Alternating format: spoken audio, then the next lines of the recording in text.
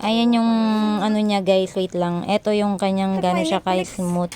Tapos ang memory pala nito is taga-video nga do. Kailan kang taga-video? Bukas may Netflix. Ang tiko mo naman na.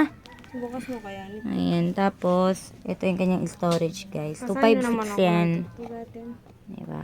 It's na. Tuy, mas kita, ano tuy bawang, ganyan siya ka-smooth. Tapos yung camera niya, ito yung mga kuha namin, sample.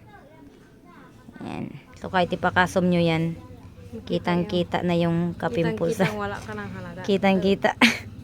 Yung pimples ko dyan. Ayan yung mga kuha. Ay, yung lagkalawitan eh. Ito din, kitang kahit ipakasom nyo, kitang-kita yung details niya. Grabe, oh. Ganda niya. Mag-vlog ka na din yan. Saan yung yung SIM? Ayan. Ito yung isa. Ito yung portrait niya, guys. Tingnan nyo na mapaka-zoom natin. Oy, kagandaan pa na. Ito yung ano. Ito yung normal. Ito yung naka-portrait. Ito yung normal. Yan yung mga normal cam. Kahit ipaka-ano mo yan.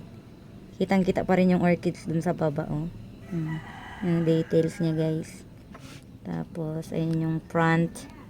30 megapixel sa 64 ata yan eh. Gusto nyo malaman kung anong cellphone yan. Sobrang smooth. Ang ganda din ng ano niya. Ang ganda din ng case. Tapos yung box. Ano pala ito? Ito yung Poco. Ayan. Tapos may nakita yung Poco. Poco M5s. Ayan. Poco!